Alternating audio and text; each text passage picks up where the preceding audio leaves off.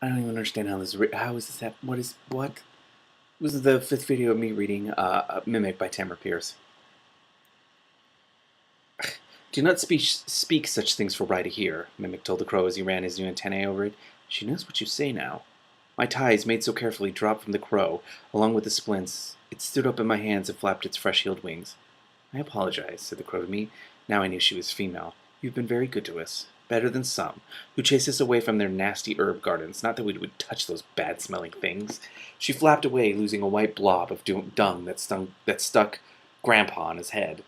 Or struck, I'm sorry. As he yelled curses at the crow, I asked Mimic, Did you mean for me to hear the speech of animals? Is it true? I started hearing real voices.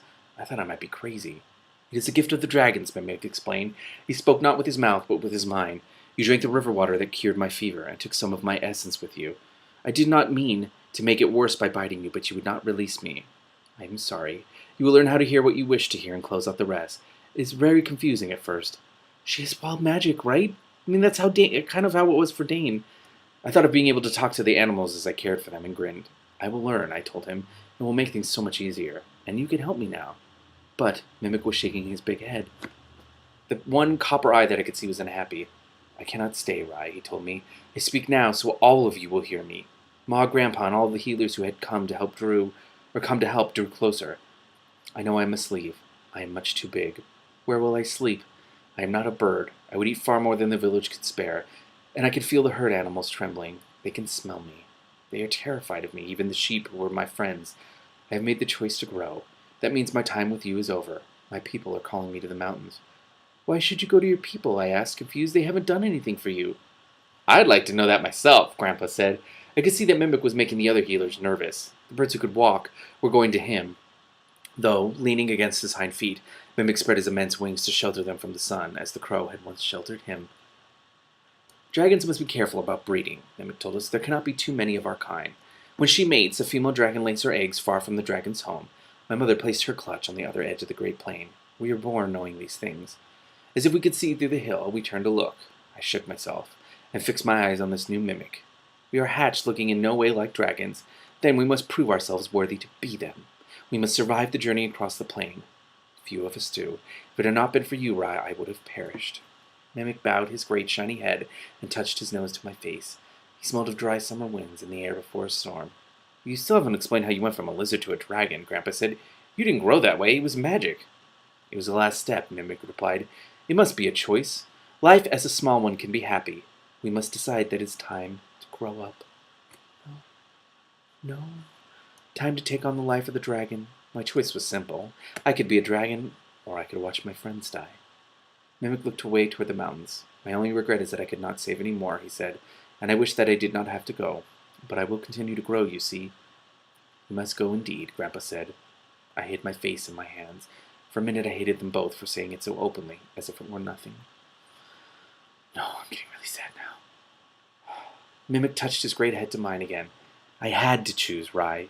I knew he spoke only inside my mind now. It was time. But it is not all bad. When you choose, will you come to visit me? Yes? Or you will come to visit me, yes? You will be able to find me, and I know you are coming, just as you will hear the voices of the little brethren and know where their pain is. You are part dragon now. He backed away from us all, or from all of us carefully, so none of the birds would be knocked over when he rose on his hind legs. Slowly he flapped his great wings, once, twice, thrice. He leaped, scooping air under his wings. He shoved it back at us, making us stumble. Then he was airborne, climbing higher into the sky.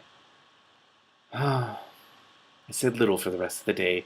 I was too busy trying to sort out all the voices in my head as I patched, splinted, and sewed. I found that if I stared at one bird or one dog, as I did when I went to see how my herd and the dogs were faring, I could hear that creature's voice clearly. The others faded some. I practiced with the mice in the walls in our house. Ma was wrong. We had some. Then, when it got quieter, I thought about what Mimic had said. It wasn't like talking with animals. The thoughts were simpler. That much I had learned already, listening to the birds on the hill, the village's cats and dogs, the sheep in the fold and the mice. Mimic had spoken to us like an equal, to me like a friend. He had given me advice without making me feel stupid, as my parents and Grandpa did. He wanted me to understand that here, in my valley, I would always be a child if I only did a child's work. Only the heads of the combined flocks were adults. Even they were sometimes treated as children, big children who knew a lot about the care and keeping of cows, sheep, and goats. Before I went to bed, I talked to Pang. It took me a while to make my point because he was already half asleep. When he finally realized that I meant what I said, he almost strangled me with his hug. I slept well, dreaming of Mimic. At breakfast, Ma stared at me when I turned my shepherd kit over to Pang. He knew the signals for the dogs and the sheep since he had gone out with me most of the spring for training. Finished my breakfast slowly after he left, grateful that Ma knew I would explain myself when I was ready. Once done, I walked down to Grandpa's place. He was grinding herbs when I came into his workshop. Seeing me, he asked, "A bit late today, aren't you?" "You never said what time I had to come here to learn," I replied. Grandpa set his work aside and gave me his attention. Like Ma, he seemed to understand that the events of the day before called for big changes in my life. "I don't know how good I'll ever be with people," I told Grandpa, "but I've got the dragon magic now. It helps me hear creatures. It may help me do other things, and I suppose it's time for me to grow up, just as Mimic did." Did Grandpa know what I was thinking?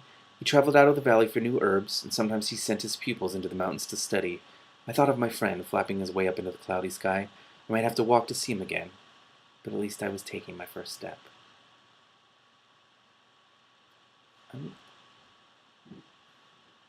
This is all your fault. I'm so done.